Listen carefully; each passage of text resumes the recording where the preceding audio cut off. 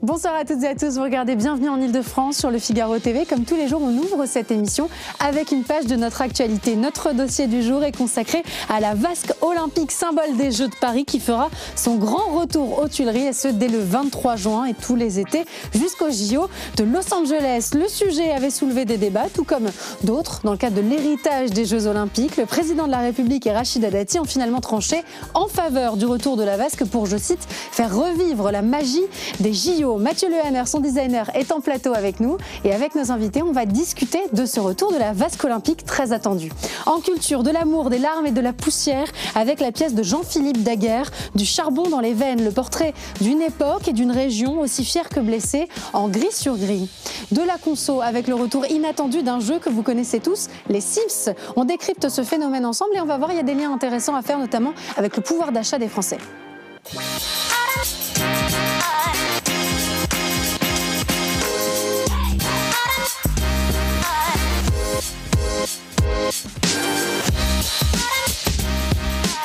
Et je vous propose d'ouvrir cette émission avec le tweet d'Emmanuel Macron qui se félicitait sur X du retour de la vasque olympique aux Tuileries, et ce tous les étés jusqu'aux Jeux de Los Angeles.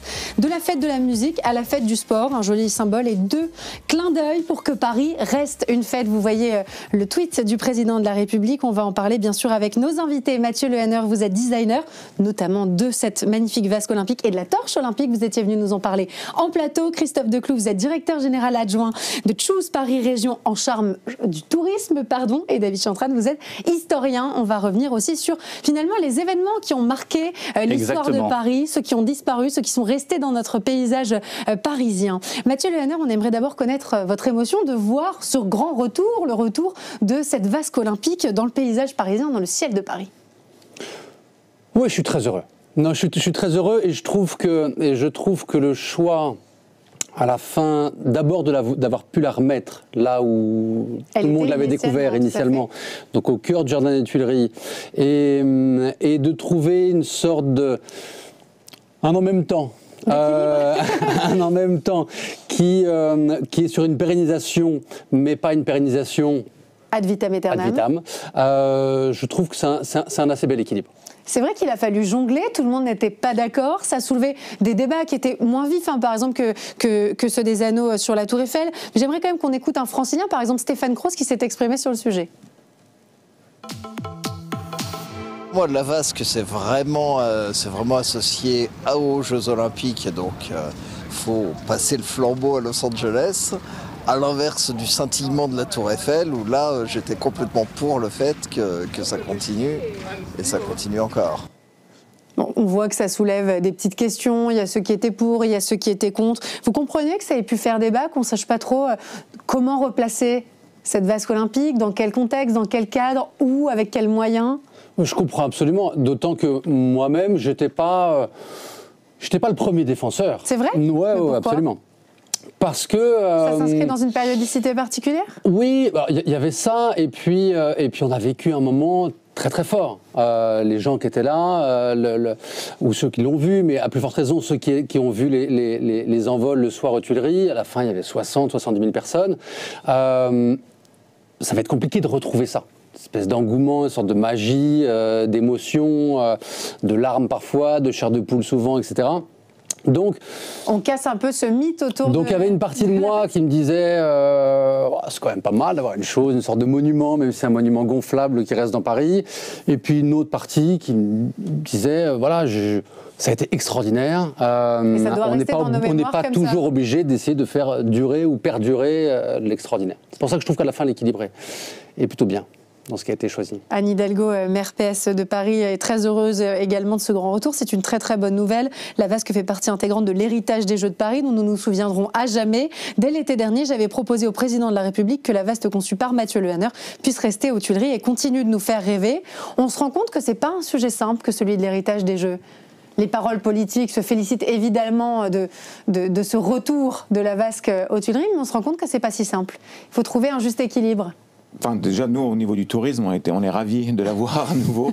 Parce si que je peux servir à quelque chose. Bien sûr, bien entendu, et jusqu'en 2028, apparemment. Donc, nous, on a vu l'impact que ça a eu sur l'activité touristique pendant les Jeux. On a eu beaucoup de géobashing, on en avait déjà parlé ici sur ce plateau. Tout à fait. Et bien, du coup, les Jeux se sont très bien passés. On a fait de Paris et de sa région l'écrin des Jeux Olympiques. Donc, ce qui est, pour moi en tout cas, vu qu'on a quand même vécu de près quand même ces Jeux Olympiques, c'est que ça va être pendant encore 3 ans un des symboles des Jeux qui va rester dans Paris et qu'on va pouvoir voir, en tout cas l'été. Je rappelle qu'on a eu des stades dans endroits spectaculaires historiques de Paris ou à Versailles, et donc là on va avoir vraiment le souvenir de cette période et des Jeux Olympiques pendant 3 ans, et enfin on est ravis. Et je pense que les touristes, qu'ils soient franciliens ou français ou internationaux, vont être ravis de venir la voir. Ça leur laisse une seconde chance pour ceux qui n'auraient pas pu être présents aussi pendant les Jeux Olympiques. On sait que les tarifs des nuitées étaient malgré tout élevés, que c'est une période particulière pour le tourisme pendant les Jeux Olympiques. Donc c'est l'occasion de la découvrir autrement aussi. C'est sûr. Après, le taux d'occupation était très bon pendant les Jeux Olympiques. Les prix n'étaient pas dingues, faut se le redire, parce que les hôteliers ont bien appris ce qui s'était passé à Londres auparavant. Donc, disons que c'était beaucoup moins indécent que ce qu'on avait espéré, les chiffres dont on parlait encore quelques mois avant. Et il y a eu un taux d'occupation qui était bon pendant les 2 semaines. Donc chacun, je pense, a joué son rôle pendant les Jeux.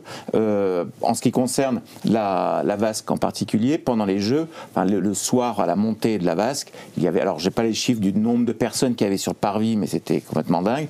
Et ben là, on va peut-être mieux la voir plus facilement, parce qu'il y aura probablement pas autant de monde autour de la vasque, mais du coup, on va pouvoir s'en approcher et vraiment bénéficier de cette expérience que vous avez dessinée. Et je pense vous félicitez aussi du cadre qui a fait le mécanisme de montée, qu'on connaît bien, nous, qu'on a aidé à la région, et qui permet cette mécanique et de ce ballon de se lever le soir et au coucher de soleil.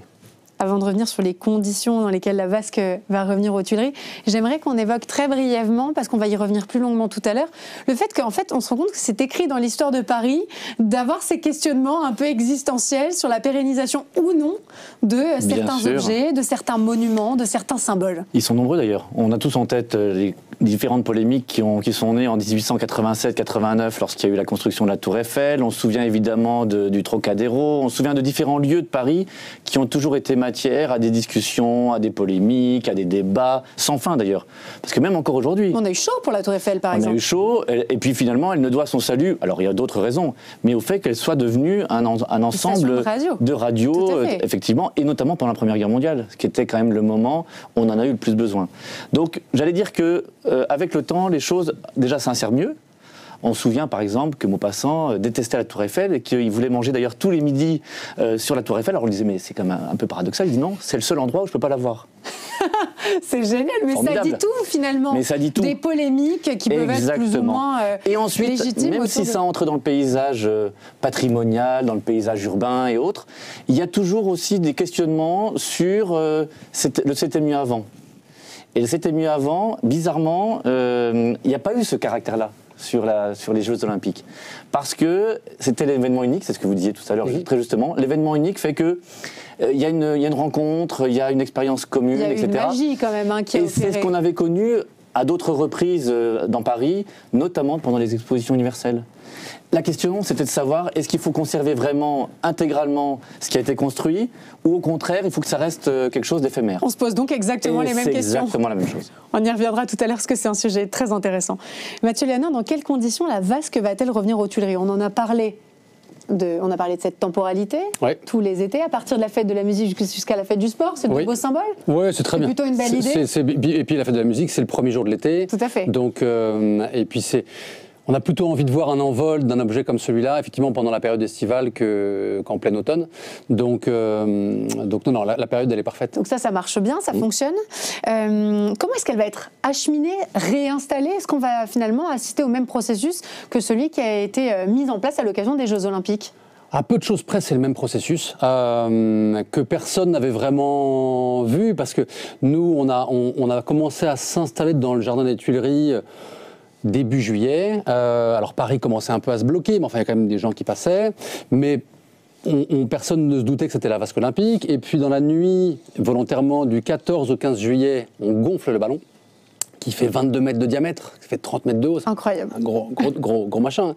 Et on le fait volontairement parce qu'entre le 14 et le 15, c'est là où les gens regardent plutôt le ciel du feu d'artifice. Et donc, nous, discrètement, on commence à gonfler ce ballon. Il y a eu diversion. Exactement. On a profité de la diversion et on a gonflé. Et le lendemain, il y avait ce ballon qui était là au milieu du jardin des Tuileries.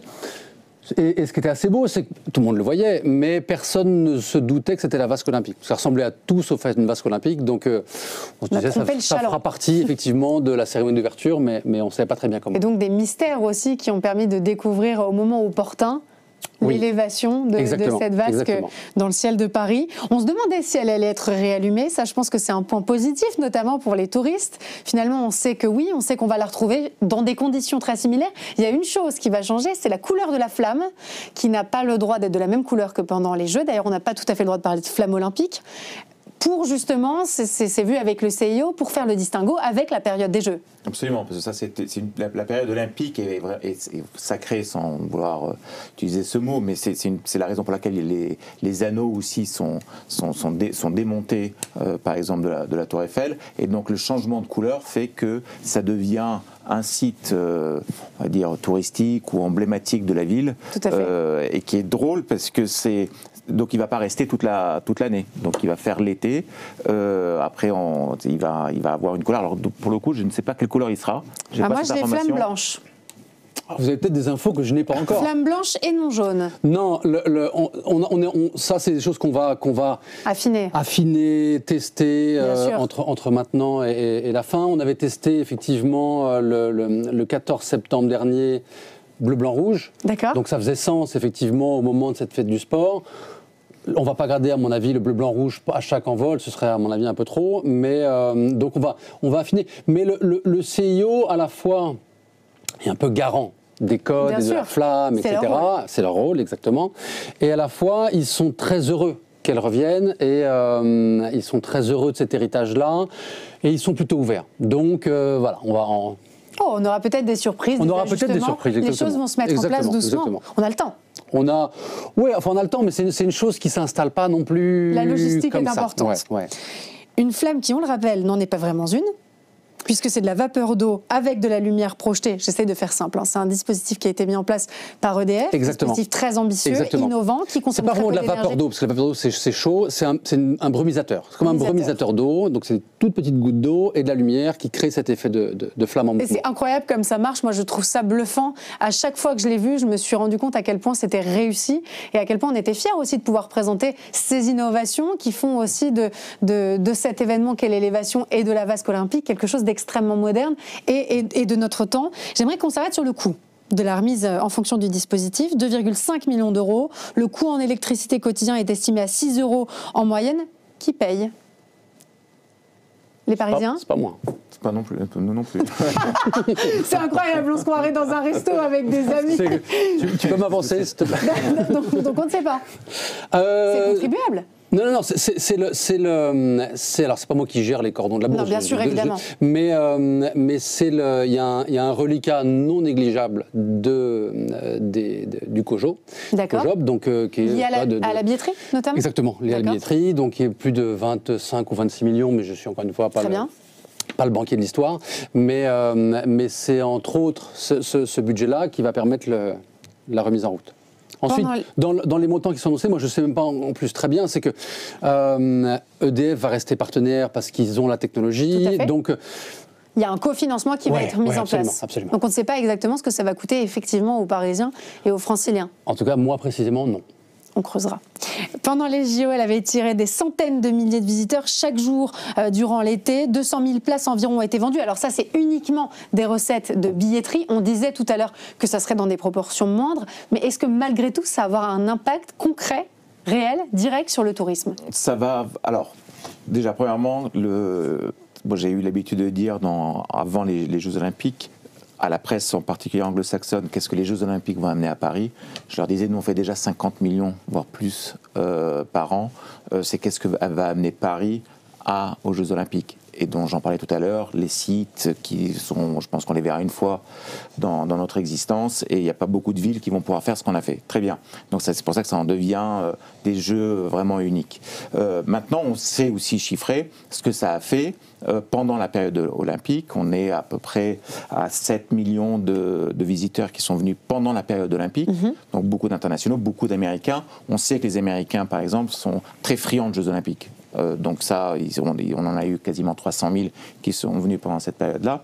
Maintenant, ce que ça va faire, c'est que nous, on voit que dans ce qu'on appelle l'héritage des Jeux, il y a beaucoup de touristes qui reviennent aussi à Paris pour se remettre dans l'environnement où ils étaient, où ils ont vu à la télé, par exemple le Champ de Mars, ça peut être la place de la Concorde, enfin je ne vais pas refaire tous les sites. Un côté un peu pèlerinage des Jeux. Je pense que hier à la télévision, avec le sommet de l'IA, c'est un peu le truc à la mode, là, le sommet de l'IA en ce moment, c'est dans le Grand Palais, il y a plein de gens qui ont revu les images qu'ils ont pu voir pendant les Jeux Olympiques. Donc ça attire également, mais ça attire surtout ce qu'on appelle dans le jargon, désolé pour l'anglicisme, les repeaters, qui veulent revoir les sites, et donc en particulier la Vasque maintenant, pour de se rendre compte de la taille. Enfin, la télévision, vous le savez, ça déforme, ça rapetisse, les objets deviennent plus petits, et donc là, ils vont voir en vrai où les stades étaient implantés à Paris et aussi à l'extérieur. Il faut l'avoir en vrai.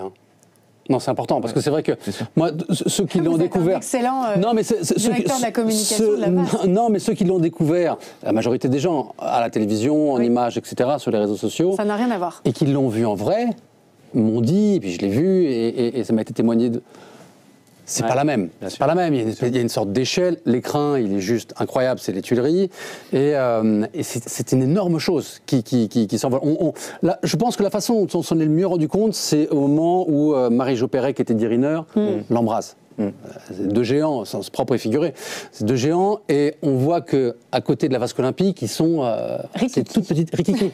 C'est vrai, vous avez raison de le dire, et puis je suis contente qu'on retrouve cette élévation, parce que c'est vrai que ça aurait été particulier de retrouver la Vasque sans ce symbole aussi de l'élévation et ce moment d'émotion que vous avez décrit. Il y a un lien avec l'histoire. Un lien avec l'histoire. Mais oui, Mais oui, et pas n'importe lequel. C'est qu'au moment du mariage de la dauphine, la future Marie-Antoinette, reine de France, avec le futur Louis XVI, ça s'était passé aux Tuileries, et il y avait déjà les premiers éléments de ballon des Montgolfiers. C'est pas vrai. Donc le lien, il est tout trouvé. Et donc cette idée que 250 ans après, elle n'est pas arrivée là par hasard non plus. Et voilà, il y avait ce clin d'œil.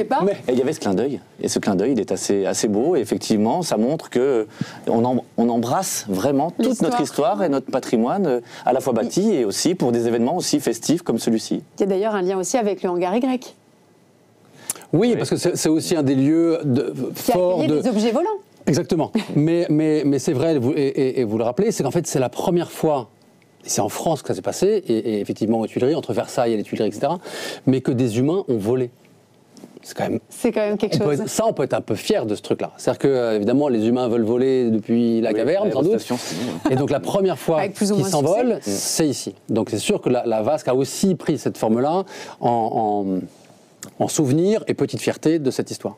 Je trouve que le sujet de la Vasque olympique fait quand même plus unanimité que le sujet des anneaux, par exemple sur la Tour Eiffel, où les débats ont été quand même plus âpres de par aussi l'existence du monument en tant que tel, et on vient ajouter quelque chose, on sait que c'est compliqué. Pourtant, quand on regarde l'histoire de la Tour Eiffel et le magnifique monument publicitaire qu'il a été, par exemple avec la campagne Citroën, on se dit qu'on a changé aussi de rapport à la Tour Eiffel. Parce qu'on l'a considéré maintenant comme un élément qui fait partie de notre patrimoine, et même si elle n'est pas classée monument historique, je le rappelle. Malgré les demandes. Malgré tout. Ce qui n'a pas été le cas, effectivement, du Sacré-Cœur, qu'il a été depuis très peu de temps, eh bien, ça reste maintenant une fierté nationale et un élément qu'on ne cherche pas à dénaturer.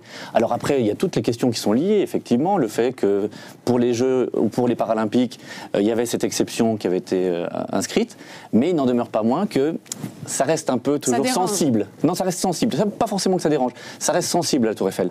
En revanche, tout le reste, et c'est vrai qu'il y avait ce lien avec l'histoire, mais au-delà de ça, il y a la perspective, il y a le fait qu'on puisse la voir de partout, que vous soyez sur les quais ou que vous soyez sur les hauts des Champs-Élysées à la place de l'Étoile. Eh bien déjà de l'Arc de Triomphe, vous voyez la Vasque, il y a tout un ensemble qui correspond et qui est cohérent. Voilà. J'aimerais qu'on écoute les mots de Jean-Serge Malakoff, un francilien qui lui est clairement contre le fait que les anneaux des Jeux Olympiques restent accrochés à la Tour Eiffel. On l'écoute et je vous fais réagir en plateau. Je ne suis pas sûr que ce soit vraiment une bonne idée, parce que ça a un caractère un peu éphémère. Donc voilà, c'était pour les Jeux Olympiques. Les garder, moi je ne suis pas vraiment opposé, mais je pense que y a peut-être aussi pareil un passage de relais à faire.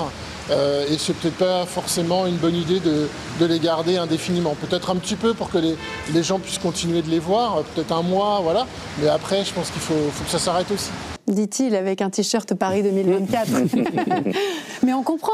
Finalement, oui, et on a vu les arguments pour, les arguments contre. À la région, quelle est la position sur notamment Choose Paris, le fait que ça attire malgré tout du tourisme? Je crois que la présidente de région, Valérie Pécresse, avait proposé d'avoir sur la façade du siège de la région le symbole des Paralympiques et non pas ceux des anneaux qui étaient encore en discussion. Ça n'a pas été fait, je crois que ils sont partis à Saint-Denis ou à Saint-Ouen. Après, il faut aussi savoir, on parlait du CIO, les anneaux olympiques sont une marque déposée. Et donc, c'est une marque comme peut l'être, on va en citer Danone, Coca, c'est des marques déposées. Ce qui complique encore la chose. Ce qui complique la chose, parce qu'on ne peut pas avoir comme ça sur un monument historique ou pas, mais en tout cas la Tour Eiffel, une marque déposée qui est une marque commerciale et marketing.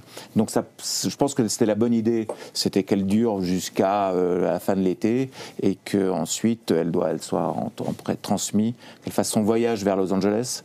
Et je trouve que c'est très sympa comme symbole, que les anneaux partent d'une ville et vont rejoindre la ville d'après. Enfin, il y a même à Los Angeles, il y a Cortina. D'un passage de relais. Un passage de relais, puis on a le passage de relais avec Milano Cortina, parce que les sports d'hiver, les Jeux Olympiques d'hiver sont dans un an, et ils vont déjà juste de l'autre côté des Alpes.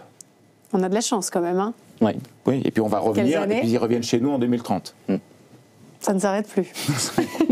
J'aimerais qu'on reparle un peu d'histoire, qu'on reparle de ces expositions universelles qui ont marqué quand même l'histoire de Paris. On a parlé de la Tour Eiffel qui a eu chaud mais qui est restée. Et on en est heureux dans le ciel de Paris. Ça n'a pas été le cas, ça n'a pas été le cas de tous les bâtiments. Ça n'a pas été le cas de tous les bâtiments. Vous avez parlé tout à l'heure de certains. Moi, j'aimerais qu'on parle de la galerie des machines. Ah oui. Alors, cette galerie des machines, il y avait déjà eu un palais de l'industrie avant, du temps des premières expositions universelles de l'époque du Second Empire. Effectivement, galerie des machines. Cette galerie des machines, elle était là pour accueillir l'ensemble des exposants, quasiment la totalité. Et puis ensuite, le fait que le public soit de plus en plus nombreux, 1889, et on peut parler aussi de 1878 avec le bâtiment du Trocadéro, qui est un lieu aussi qui a fait couler beaucoup d'encre. L'ancien palais du Trocadéro. Exactement, qui était maintenant palais de Chaillot, qui a été longtemps à la pointe du progrès, puis qui est très vite devenu un lieu un peu de moquerie parce que parce que la grande salle de 4500 places qui accueillait notamment les grands orchestres ou les grandes festivités était devenue délabrée rapidement. Donc parce que c'était provisoire et comme l'éphémère, en France parfois ça dure, on a eu cette difficulté. Donc forcément, on se pose des questions et en 1900, alors là on met tout le monde d'accord, on fait en sorte que les bâtiments restent pérennes. D'où le fait que Grand Palais et Petit Palais, on parlait du Palais de l'Industrie, mais on s'imagine quand même qu'on a déconstruit l'ancien palais du Trocadéro. Ça paraît complètement dingue quand on voit les images de l'ancien palais du Trocadéro, quand on voit la galerie des machines, se dire qu'on les a déconstruits. C'est encore différent que de parler de retirer des anneaux de la Tour Eiffel ou de renoncer au retour d'une vasque olympique dans le jardin des Tuileries. Le coût du travail n'était pas le même. Certes. Il y a déjà quand même ça à prendre en considération. Mais non, mais attendez, il faut prendre les choses telles qu'elles sont. Ensuite, on voyait en grand, on était dans un moment d'éléments très florissants. C'est pas que ça plaisait pas, c'est que le goût changeait rapidement. Et que la mode, le goût change rapidement. Pas forcément. Pas forcément. On arrive à peu près, même si je parle sous le contrôle d'un spécialiste, mais même si le goût peut évoluer, il n'y a pas ce côté-là. C'est-à-dire que les modes étaient vraiment très différentes. Quand vous passez de la mode, évidemment, de l'art nouveau à l'art déco, ça n'a strictement plus rien à voir. Plus rien à voir. Là, en 20 ou 30 ans, on peut encore avoir quelque chose qui peut tenir la route. Là, c'était plus du tout le cas. Et la même chose, alors là, en revenant même plus en arrière, avec les cathédrales, avec d'autres choses. Donc, on tente de faire en sorte que ça soit vraiment de l'éphémère pour toutes ces raisons-là. À la fois pour le coût, à la fois pour le goût et à la fois pour l'utilisation qu'on va en faire. Et puis forcément... Alors l'utilisation, c'est plus étonnant, parce que par exemple, si on pense à la galerie des machines, c'est poser la question d'y installer ce qu'on a ensuite utilisé comme étant le vélodrome d'hiver. Exactement. Mais pour autant, ça n'a pas réussi à convaincre. Non, le dimensionnement n'était pas tout à fait le bon. Voilà, le dimensionnement n'était pas bon. Et puis surtout, l'usage qu'on en voulait en faire, c'était de faire, en un lieu, de faire 4 ou 5 utilisations différentes. Donc à un moment donné, il faut spécialiser. Et le vélodrome d'hiver est devenu vraiment ce qu'on connaît. De la même manière, quand on voit que le bâtiment, notamment aujourd'hui du palais de Chaillot, est resté en l'état et maintenant il va bientôt fêter son centenaire, ça ne gêne plus personne. Pourtant, c'était un art quasi totalitaire. Donc, attaché à des choses quand même assez difficiles à accepter. Et pourtant, il fait consensus et on le garde en l'état. Donc, vous voyez, les choses sont très étonnantes. On n'est pas un paradoxe près en France. Non, et c'est aussi notre charme et notre intérêt, notamment pour les touristes. Mais il faut savoir aussi que les expos universelles, elles sont éphémères. Donc celle de Milan, celle d'Osaka de cette année, le but et de Dubaï il y a quelques années, normalement ça doit être démantelé. Mais ça paraît dingue quand on pense à l'ancien palais du Trocadéro, de se dire que ça a été construit pour être démantelé. Pour que ça soit éphémère. C'est éphémère parce que c'est à un moment, comme vous le dites très bien, à l'instant T, de montrer ce qu'on fait de mieux pour l'époque. Ça a une signification à l'instant T, ça n'en a plus forcément le lendemain. Exactement. C'est vrai aussi pour la grande roue de Paris. Bon là, c'est plus anecdotique. Non, c'est pas anecdotique parce que c'est aussi un élément. C'est un élément qui est assez représentatif du goût du spectacle, des grandes festivités. Alors on va jusqu'à la foire du trône. L'art de vivre. L'art de vivre, exactement. Qui est assez révélateur d'ailleurs. Parce que cette grande roue, elle a quand même énormément bougé. Elle a énormément bougé. On l'a retrouvée notamment sous le Grand Palais pendant un moment. Ensuite, on l'a remise à un autre endroit. Enfin, qu'est-ce qui fait qu'on s'en est séparé à un moment, plutôt que de la déplacer? C'est un choix après. C'est un choix. On choisit des lieux, etc. Et de la même manière avec la foire du trône, qui était au départ vraiment du trône, c'est-à-dire là où passaient les rois lorsqu'ils étaient sacrés à Reims. Ils passaient entre ces deux colonnes de la place de la Nation. Et puis ensuite, c'est un peu excentré. C'est complètement excentré. Maintenant, elle est sur la place de Reuilly. Et puis peut-être qu'un jour, elle sera ailleurs. Donc on évolue en fonction aussi de la spécificité urbaine de Paris, qui a bien sûr changé ses dimensions, qui avant était insérée dans les boulevards, qui ensuite a été insérée en 1860, quand on a intégré à la fois Montmartre, Passy, Auteuil et toutes les autres communes. Et puis maintenant, c'est le Grand Paris. Moi, je pense aussi aux scandales qui ont émaillé à certaines heures. Je pense aux colonnes de Buren, au Palais Royal. Et quand on voit le nombre de touristes aujourd'hui qui se prennent en photo dessus, qui se mettent en scène, ça paraît complètement dingue. La pyramide de Paye. Oui, tout à fait aussi. Ouais. C'est la même chose. Exactement. Et là maintenant, on évoque d'autres lieux pour entrer au Louvre. C'était la même chose. Création, innovation ou au contraire adaptation avec des choses existantes. C'est toute la question. Donc on est bien incapable de prédire ce que va devenir cette vasque olympique. C'est plutôt bon signe quand il y a justement effectivement ces levées de boucliers, et sur la pyramide du Louvre, c'en est un bon exemple. La grande majorité des Français étaient excessivement réticentes à toucher au Louvre et à ce cœur-là. Et je crois qu'aujourd'hui, rares sont ceux qui voudraient l'enlever. Donc je me dis du coup en vous écoutant que peut-être qu'il n'y a pas eu assez de critiques sur la vasque olympique. Ça m'inquiète un peu. Peut-être qu'elle a été un peu trop vite consensuelle. D'accord, écoutez, on suivra ça. On verra bien. Et puis peut-être qu'un historien en parlera mais je le fais dans 20 ans, 30 ans, 50 ans, pour revenir sur la manière dont elle a été acceptée par le paysage parisien. Et je le fais chaque année pour le commentaire du Marathon de Paris chez vos confrères. C'est la même chose, c'est-à-dire qu'on a le bonheur à la fois de montrer les éléments artisanaux, patrimoniaux et des grands monuments, mais aussi de voir les usages qui ont été faits à travers le temps, et ils sont très nombreux. Pour un seul et même bâtiment, on a vu que les choses ont énormément évolué, jusqu'à parler même de la destruction des Tuileries, puisque là on est vraiment dans les Tuileries, cette destruction des Tuileries, où il y a eu des projets même pour le reconstruire, et finalement on n'en est pas arrivé là. L'histoire ne s'arrête jamais. Jamais. C'est ça qui est fascinant. Et il y a des retombées très intéressantes pour le tourisme, et on va suivre ça évidemment du côté de ce retour de la vasque olympique dans les Tuileries. Merci beaucoup à tous les trois d'être venus en plateau pour traiter de ce sujet avec nous, et on enchaîne tout de suite avec la culture. C'est parti.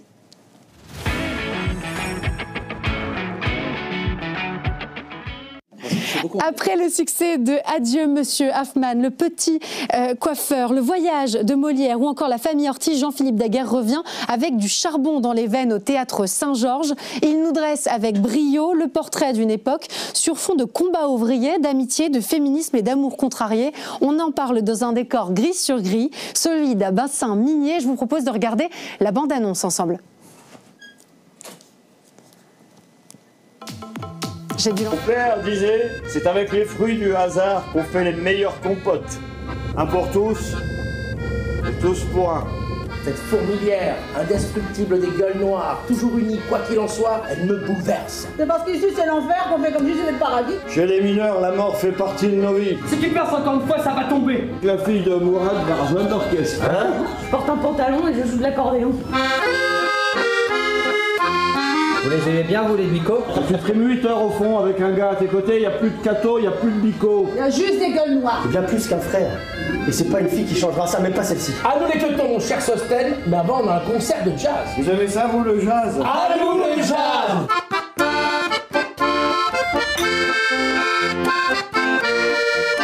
Des fous, j'en ai rencontré pas mal dans ma vie. Mais des fous comme toi, on n'en rencontre pas. Toute ma vie, j'ai eu de la java, mais pour ma mort, je veux du jazz. Je suis sûre que ça vous donne envie, bien ça tombe bien parce qu'on va en parler dans notre entretien culture et on va le faire avec Jean-Philippe Deguerre. Vous êtes auteur et metteur en scène. Merci beaucoup d'être avec nous. Jean-Jacques Vanny, vous êtes comédien. Comédien. Et on va parler de cette pièce incroyable. J'aimerais quand même revenir rapidement sur le succès de vos précédentes pièces. Vous vous êtes attelé là à quelque chose d'assez différent, aux gueules noires, aux corons. Pourquoi est-ce que vous avez fait ce choix après ces premières réussites ? Parce que quand on écrit, on a toujours quelque chose, on cherche des sujets tout le temps. Et qu'est-ce qui vous a touché dans ce sujet-là? J'ai vu une petite émission de l'INA de 22 minutes sur la vie d'un jeune mineur de 18 ans en 1958 et il creuse 6 jours sur 7 et le soir il élève des pigeons voyageurs. Et je trouvais que la parabole était magnifique. Je me suis dit c'est un sujet théâtral, comment on creuse et après on élève un animal libre qui s'envole mais qui revient quand même parce que c'est un pigeon voyageur, il revient toujours à sa place. Et je me suis dit il y a un beau sujet à faire. C'est beau ce que vous dites. Je sais pas, en tout cas ça m'a touché. Donc à partir de là, j'ai eu envie d'aller faire un petit voyage au milieu des corons. Je suis parti là-bas, dans le Nord-Pas-de-Calais. Qu'est-ce que vous avez vu? Qu'est-ce que vous avez découvert? Déjà, je me suis intéressé d'abord à cette histoire des pigeons. Il y a beaucoup de colombophiles. Et puis également le foot. Dans le Nord, il y a le foot, il y a la musique. Quand même très... Oui, il y a le foot, il y a les pigeons voyageurs, mine de rien, il y en a énormément de clubs colombophiles. Et également la musique, les fanfares, il y avait des harmonies, on appelait ça, dans les mines et tout ça. Et donc, j'ai essayé de regrouper tout ça et le ramener dans cette période où j'ai vu l'émission en 1958, au tout début de la Ve République. Jean-Jacques Vanny, quand on vous a proposé ça, qu'est-ce que vous vous êtes dit? Il est fou? Non, j'étais très heureux. Il savait déjà que j'étais... J'ai peut-être été un des premiers lecteurs de la pièce, enfin, en tout cas, et j'ai été touché, et je lui ai répondu, c'est assez rare de lire un texte de théâtre avec autant d'humanité. Je suis assez d'accord. Cette humanité-là elle est première, surtout. M'a emporté, quoi. Et oui, j'ai eu tout de suite envie de faire partie de l'aventure, d'être dans l'histoire. Et en plus, le personnage, donc mon personnage, qui s'appelle Sosten, est magnifique. Et il a une espèce de guide des... Oui, il y a un côté fil rouge dans votre personnage, tout à fait. Oui, c'est ça. C'est un papa, un mari, un copain, et il avance comme ça et il fait avancer les autres tout au long de la pièce. Il y a un vrai philosophe de comptoir aussi, un bout en train. Oui, c'est ça. Il aime bien blaguer. Faire des blagues, essayer d'être drôle malgré le quotidien qu'il n'est pas toujours. Exactement. Parce que tout de suite le cadre est posé, Neu-les-Mines, 1958, commune minière du Pas-de-Calais, où les distractions et les réjouissances sont limitées. Chaque verre de vin est un diamant rose posé sur fond de silicose, un décor gris sur gris. Ça, c'est assumé, c'est voulu, c'est choisi. On n'est pas sur du noir et blanc. Des fois, ça peut nous faire penser à une pièce de théâtre en noir et blanc. On est sur du gris sur gris et vous avez joué sur toutes ces nuances de gris. J'avais déjà fait sur Adieu Monsieur Hoffman une pièce en noir et blanc. Oui. Et donc, du coup, là, j'avais décidé d'aller dans les gris, mais surtout parce que quand j'ai vu les images de l'époque, au-delà du fait qu'elles soient en noir et blanc, toute la cité minière, tout est recouvert par la poussière. Il faut laver les jardins, la salade 5 fois. Les murs deviennent transgéniques. Voilà, exactement. Ils se transforment en framboises quand on les lave. Non, mais c'est vraiment... tout est recouvert de poussière, de charbon. Donc, du coup, j'ai évidemment essayé de trouver cette matière, cette évocation de la poussière à travers les costumes, le décor, la lumière, etc. Mais du coup, il y a un peu de lumière qui se glisse à l'intérieur quand même. Mais je voulais retrouver cet univers-là quand même. Pour qu'on soit aussi dans cet environnement, dans ce cadre que vous posez tout de suite, un décor et puis des hommes et des femmes aux poumons abîmés qui font preuve. Vous avez parlé d'humanité tout à l'heure, je trouve qu'il y a aussi beaucoup de fraternité. Dans cette pièce. La vie de camarade, et c'est ce qui les fait tenir. C'est ce qui les fait tenir au fond de la mine, c'est ce qui les fait tenir au milieu d'une existence très difficile, quoi, parce que j'avoue que même si je connais le nord de la France, je ne connaissais pas la mine de l'intérieur. Dans ces réalités. J'imaginais pas que ces mecs descendaient 1000 mètres sous terre et passaient 8 heures par jour à taper dans du charbon. On ne s'imagine pas ce que ça représente comme quotidien. Et ce qui les fait tenir, en fait, c'est ça. C'est la fraternité, c'est les copains, c'est la famille, c'est l'amitié, l'amour et l'amitié. Une amitié comme celle de Pierre et Vlad, les deux inséparables, meilleurs amis à la vie et à la mort, qui partagent leur quotidien dans le dur travail de la mine que vous venez de nous raconter. Et puis cet élevage de pigeons voyageurs, leur participation à l'orchestre local en joueurs d'accordéon. C'est intéressant parce que c'est aussi le portrait d'une France. Oui, c'est une France d'après-guerre. Avec ses outils de communication particuliers, l'arrivée de la télévision en noir et blanc. Donc Sosten achète avec sa pension de la silicose. Alors vous avez les poumons foutus, et l'assurance maladie vous donne un peu d'argent. C'est l'achat d'un téléviseur qui... Vous en êtes presque heureux. Vous récupérez l'argent de l'assurance maladie. Mais je pense que c'était le quotidien des Français en 1958.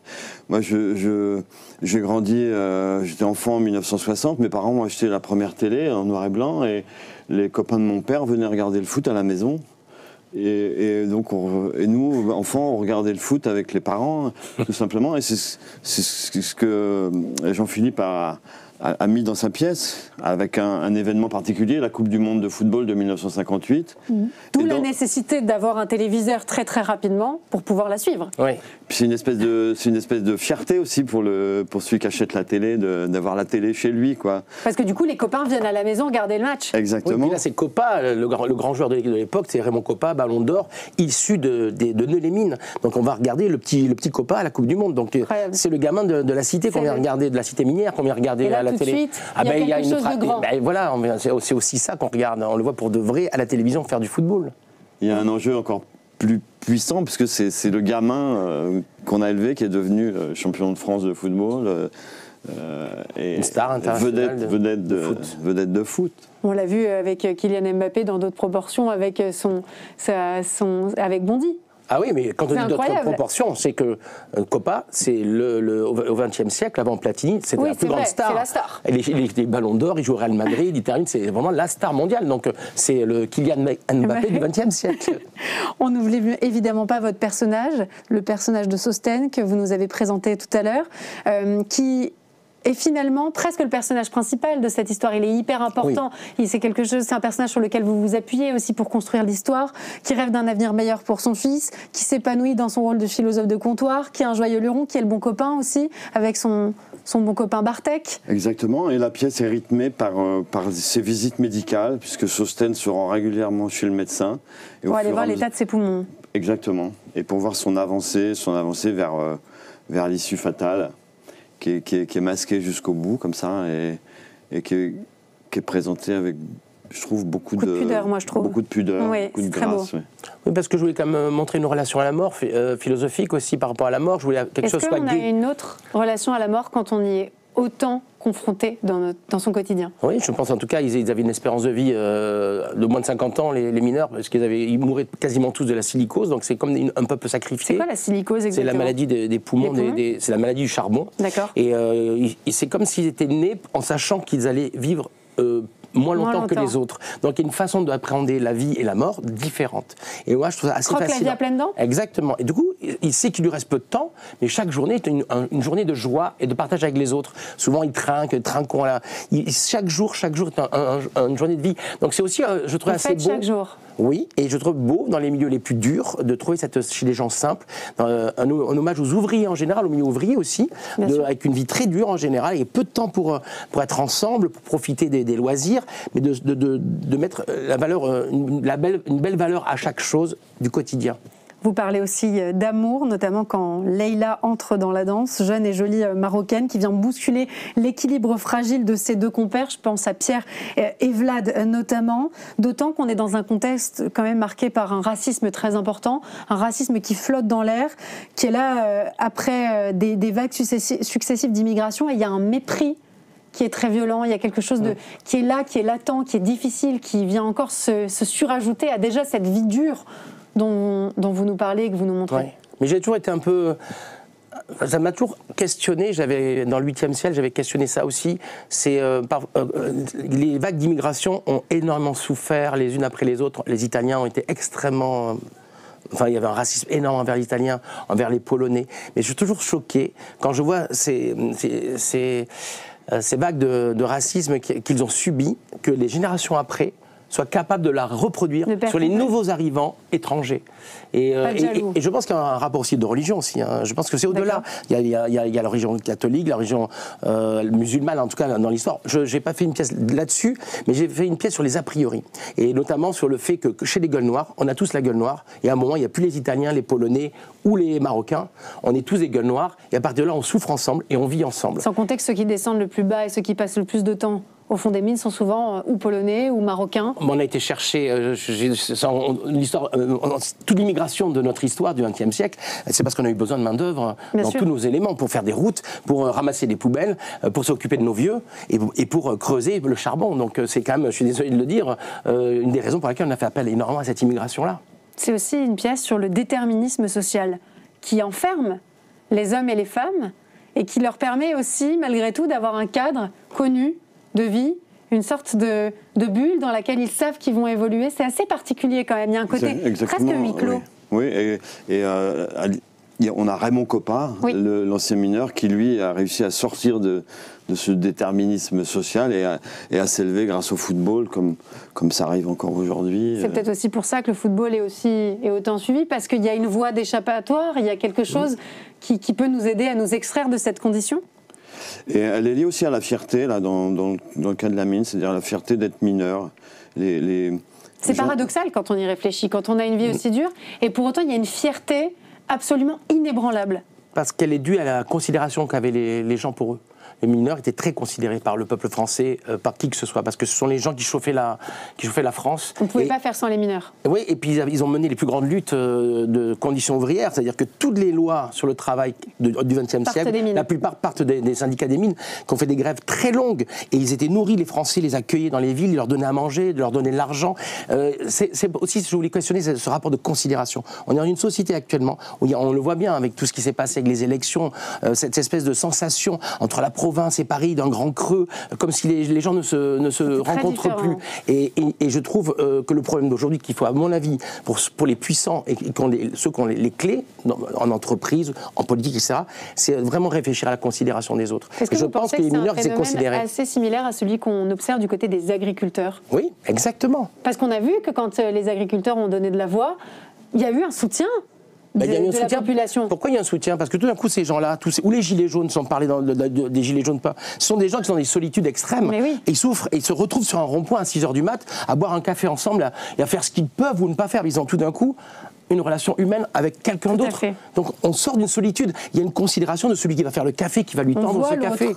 On voit l'autre. Pour eux, c'est déjà énorme. Donc je pense qu'il y a une réflexion à faire sur cette considération humaine, et je pense que les choses iront un peu mieux. Et ça donne dans la pièce des personnages extrêmement attachants, qui nous permettent de parler assez facilement, sans forcément mettre le doigt dessus de manière trop prononcée, mais sur tous les sujets qu'on vient d'aborder, la maladie, l'amour, la mort, l'amitié, la condition féminine aussi, puisque c'est un sujet aussi que vous évoquez dans cette pièce. C'est génial, je trouve, de pouvoir balayer ces sujets en douceur avec ce portrait d'une France. J'ai une phrase d'ailleurs dans une de mes répliques qui, je suis très content de la dire, celle-là, c'est parce que à un moment je dis à mon camarade, je lui dis tu feras ce que tu veux, et Simone, donc ma femme, et Simone aussi. Et je sais pas si... Oui, mais je vois très bien la phrase, mais là, tu es en train de l'écorcher, donc elle n'est pas terrible. Waouh, ça rigole pas. Je suis content de dire ça parce qu'on est en 1958 et c'est déjà un homme qui portait les valeurs du féminisme en parlant de sa femme. Et ça fait partie, en effet, des thèmes qui sont abordés. On a parlé tout à l'heure du gris sur gris. Il y a quand même une scène en couleur, chaude et pastel, que je ne révélerai pas parce que je gardais un maximum de surprises. Qu'est-ce que vous espérez que le public se dise après avoir vu une telle pièce? C'est assez rare de voir une pièce comme celle-ci au théâtre. Qu'est-ce que vous espérez comme réaction? C'est-à-dire que souvent, un élan d'humanité. Oui, souvent je fais des pièces qui font un peu peur sur le sujet. Donc on se dit waouh, on va aller passer une soirée entre Hoffmann en 42 pendant l'occupation avec les toiles pour les Juifs. Après je sors avec les femmes tondues, avec le petit coiffeur. Et après avec ça, chez les mineurs, on se dit waouh. Et en fait j'essaie de trouver des personnages lumineux dans des contextes qui ne le sont pas, et de trouver toujours un moyen d'espérer que l'être humain réussisse à trouver une voie de communication et d'amour et d'indulgence. Et c'est vrai que, et surtout de l'humour aussi, parce que moi j'adore l'humour, et du coup j'arrive, il me semble en tout cas, à faire rire les gens, et on essaie aussi évidemment de les émouvoir, parce que j'essaie de raconter des histoires que je pense qui peuvent toucher les gens, sinon on n'écrirait pas, si on pensait que ça servait à rien. Je suis sûre qu'ils seront très touchés. Mais en tout cas on essaie du fait que les gens, il y a un vent de fraternité à la sortie du théâtre, c'est ce qu'on cherche. Et pour ce vent de fraternité, il vous suffit d'aller au théâtre Saint-Georges pour découvrir du charbon dans les veines. Merci beaucoup messieurs. Merci à vous. À tous les deux, c'était un bonheur d'en parler avec vous en plateau. Merci. Et on passe tout de suite à la conso.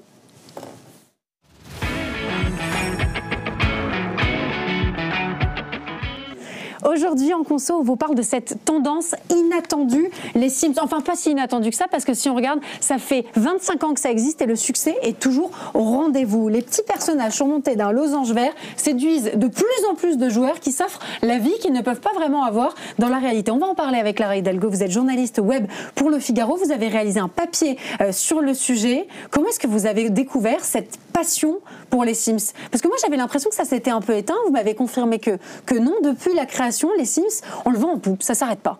Oui, tout à fait. Ça a été créé en 2000 et depuis, ça ne s'arrête pas. Les créateurs, en fait, ont trouvé la recette magique pour garder leurs joueurs, tout simplement parce qu'en fait, ils créent des jeux, des bases. Donc, il y a quatre bases, Sims 1, Sims 2, Sims 3 et 4.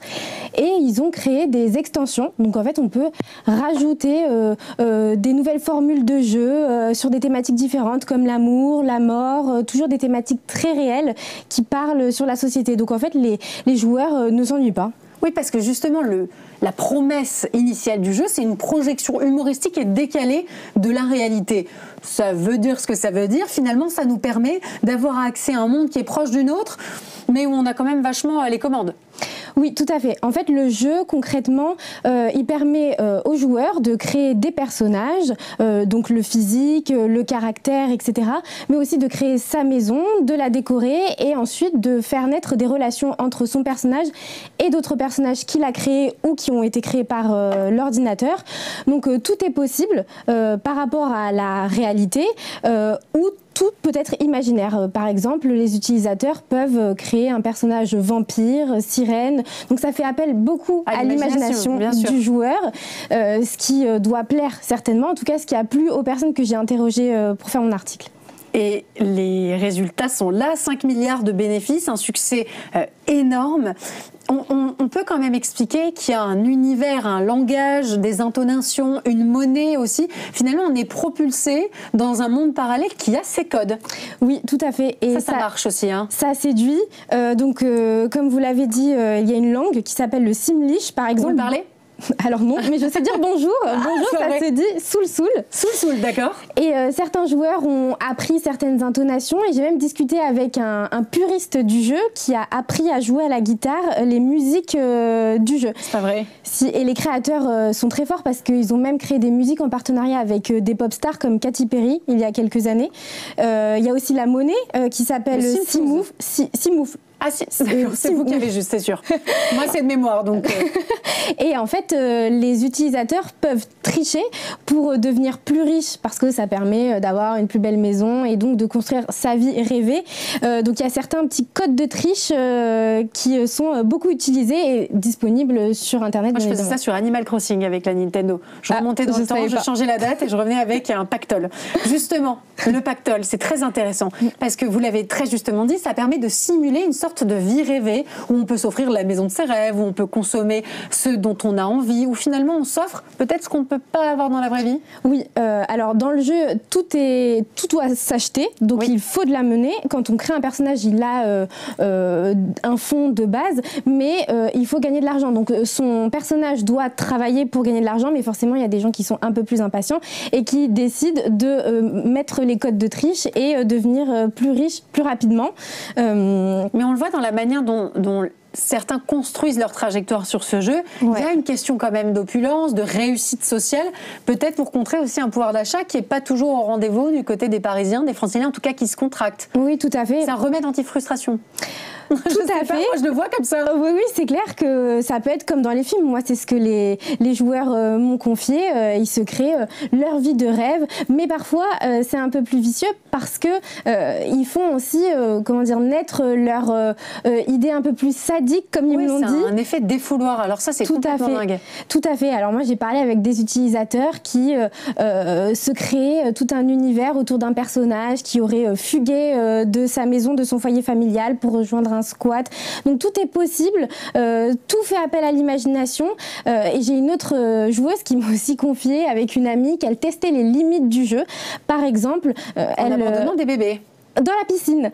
Et en fait, et c'est là qu'on voit que les créateurs ont imaginé jusqu'où pouvait aller le joueur dans la limite du raisonnable, puisqu'il existe, même dans ce jeu, une protection sociale pour les enfants. C'est pas vrai. Et donc, il y a des personnages qui viennent récupérer ce bébé qui est prêt à se noyer dans la piscine. Ce dont on se rend compte aussi, c'est que ça a évolué, les pratiques de jeu, les accès, ce qu'on peut faire sur le jeu, avec aussi l'évolution de notre société. Il y a certaines choses qui ont été ajoutées pour que ça colle mieux aux valeurs, aux réalités de notre société. Tout à fait. Avec les Sims 4, par exemple, il y a beaucoup de fonctionnalités qui ont été rajoutées. Les utilisateurs m'en ont parlé. Ils me disent que c'est plus moderne, plus en lien avec la réalité.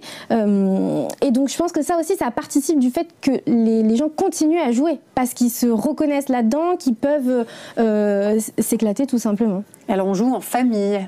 Même. Ça, c'est complètement. Alors ça, j'ai découvert. C'est une pratique plutôt solitaire. Oui, tout à fait. On est devant son ordinateur.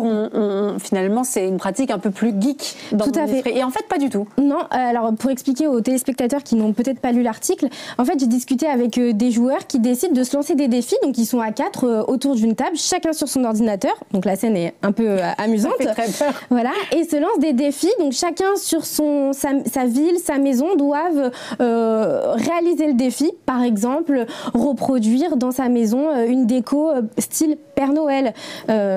Donc c'est des petits défis comme ça, et j'ai discuté avec une joueuse qui jouait avec ses sœurs petites, et dès qu'il se passait quelque chose un peu d'anormal, parce que le jeu, même s'il est calqué sur la réalité, il y a aussi de l'anormal. Par exemple, dans les dernières versions du jeu, il y a des extraterrestres qui peuvent arriver et enlever votre enfant, enfin l'enfant de votre personnage. Et donc là, la joueuse en question m'expliquait qu'avec ses sœurs, elles essayaient de faire des choses un peu extraordinaires, et ça les amusait beaucoup. Ce qui est incroyable, c'est l'engagement finalement des personnes que vous avez interrogées, que vous avez rencontrées. On se rend compte qu'elles le prennent assez au sérieux, ce jeu des Sims. Ce n'est pas que parce que le côté ludique, on peut l'imaginer forcément, le côté jeu de rôle, on a parlé tout à l'heure aussi d'un besoin d'autre chose, d'assouvir certaines passions. On parlait de ce côté un peu sadique aussi, avec la possibilité de réaliser ce qu'on ne peut pas réaliser dans la vraie vie. Mais là, il y a un engagement presque du quotidien. Ah oui, alors certains joueurs m'ont dit qu'ils jouaient par intermittence, mais quand ils y jouent, c'est à fond, et c'est plusieurs heures d'affilée parce que c'est assez addictif. En fait, pour vous expliquer, dans le jeu, 1 minute correspond à 1 heure dans le temps du jeu. Ah oui, d'accord. Donc, la vie de votre personnage va très vite. Donc, en une journée, vous pouvez avoir vécu la vie de votre personnage du début à la fin, donc de la naissance à la mort. Donc, c'est assez addictif. Et ce qui est drôle avec un joueur avec qui j'ai discuté, le fameux puriste, qui a appris à jouer à la guitare l'hymne des Sims, il écoute même cette musique dans sa voiture. Donc ça parle, ça dit à quel point donc le jeu rentre finalement dans la vraie vie. Il y a un parallèle qui se fait dans un sens, mais ça se fait aussi dans l'autre. Oui, dans le quotidien, il joue régulièrement le soir avec sa petite copine, et il s'organise des soirées Sims. Il y a un vrai engouement pour les Sims, il y a un retour aussi de Pokémon. On observe quand même un besoin d'évasion, de quête d'un monde différent qui ressemble au nôtre, mais c'est quand même un ailleurs qui nous permet de réaliser autre chose, de s'exprimer librement. Est-ce que c'est un peu aussi comme ça qu'on sent qu'une société va pas très bien ? Vous, est-ce que c'est comme ça que vous l'avez perçu, en tout cas au travers des profils que vous avez interrogés? Alors moi, ce que je perçois surtout, c'est qu'il y a un retour à la mode des années 2000, donc Pokémon, les Sims, mais aussi ça se traduit dans la musique avec... donc il y a une nostalgie? Une nostalgie, totalement. C'est totalement ça. Peut-être que ça traduit que les gens, enfin en tout cas les jeunes de la génération Z, certainement que... se cherchent un peu, peinent à s'épanouir dans cette société. Oui, ou que, en tout cas, la culture d'aujourd'hui ne les satisfait pas assez pour revenir sur la culture de leur jeunesse. Et puis je pense que tout le monde éprouve un brin de nostalgie parfois, repense à quand j'étais adolescente, j'adorais jouer à ce jeu. Et en fait, ils ont le pouvoir aujourd'hui parce qu'en fait, les Sims 4 sont devenus gratuits en 2022.